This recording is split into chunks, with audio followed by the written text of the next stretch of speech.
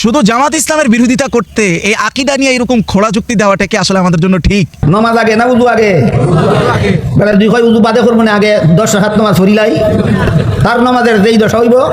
এই বর্তমানে অনেকেই হয় আকীদা সংশোধন করবো না বাদে আগে এরা বাংলাদেশে ইসলামী হুকুমত কায়েম করিলাই। কি বেটার নমাজের যেই দশা উজু ছাড়া তোর ইসলামী হুকুমতের এই দশা হইব আকীদা ছাড়া। এখানে প্রথম কথা হচ্ছে উনি আমাদের মাথার তাজ, এটা তো ওনার সম্মান নিয়ে কোনো সন্দেহ নাই। কিন্তু প্রত্যেক ইমামদের ছাত্ররা ক্লাসের মধ্যে ফেস টু ফেস বিভিন্ন বিষয় নিয়ে একতলাপ করতো, যে জিনিসটার সুযোগ আমাদের এখানে নাই। এটাই হচ্ছে আমাদের ঘরানাভিত্তিক ফেসিবাদ, ফেসিজম। ব্যক্তির ব্যক্তিত্ব দ্বারা আমরা সবকিছু চাপাইয়া দিতে চাই। আমি কেন এই যুক্তির সাথে একমত না সেটা একটু বলি। এক নম্বর হচ্ছে হুজুর যুক্তি দিয়েছেন অজুর ব্যাপারটা। আচ্ছা, অজুর যুক্তিটা দিয়েই বলি। অজুর দুইটা সাইড, একটা হলো অজুর ফরজিয়াত, আরেকটা হলো অজুর সুন্নত মুস্তাহাব।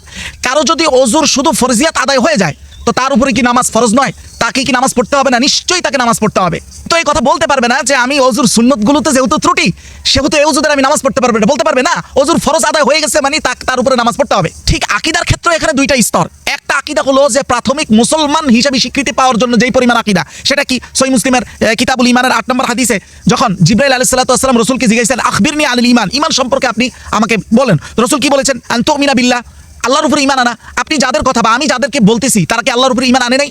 তো এক নম্বর গেল। ওয়া মালাইকাতি, ফেরেশতাদের উপরে ঈমান আনা।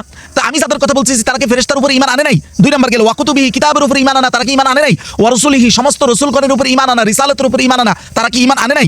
এরপর ওয়াল ইয়াউমিল আখির, আখিরাতের উপরে ঈমান আনা। তারা কি আনে নাই?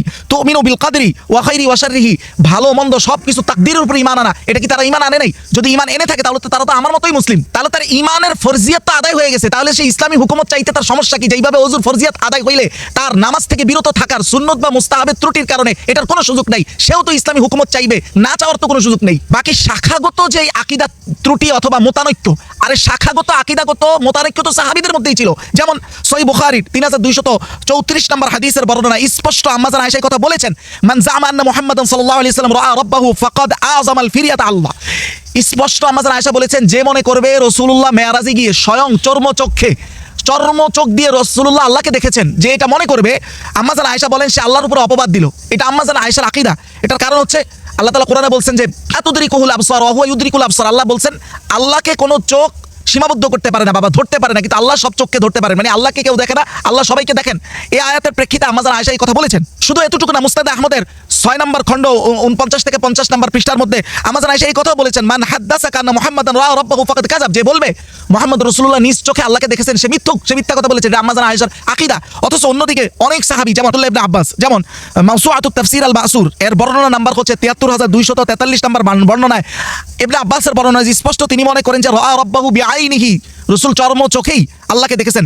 এখন আপনি বলেন এই দুই গ্রুপের মধ্যে আম্মা জান আয়েশার মধ্যে আর ইবনে আব্বাসের মধ্যে কার আকীদা সঠিক? শাখাগত ফুরুই আকীদায় মোতানৈক্য তো সাহাবীদের মধ্যেই ছিল। কারণ আমরা তো এটাই খেয়াল করি নাই, যেই ব্যক্তি বলছে যে আমি ইসলামী হুকুমত চাই, এই হুকুমত চাওয়াটাই তো আরেকটা আকীদা। আজব।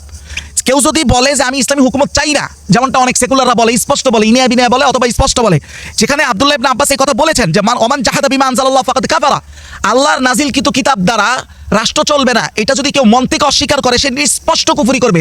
এইটাই তো একটা আকীদা। না চাওয়াটাই তো হলো কুফরি, চাওয়াটাই তো হলো ঈমান।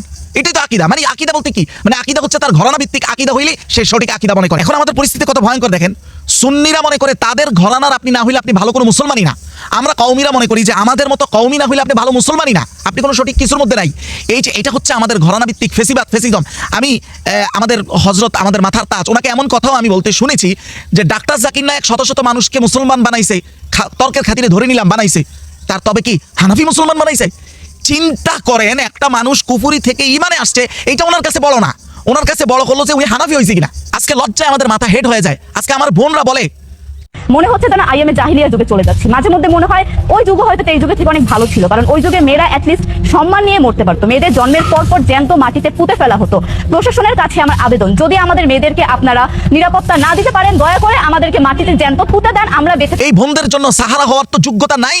শুধু আমি আমার কথা বলি, মানুষের টাকা পান চাবাই আর ফেলফেলায় চায় থাকি, আর অমুক দল মুসলমান কি মুসলমান না এটা ঠিকাদারি নিছি। এটা আমাদের জন্য লজ্জা।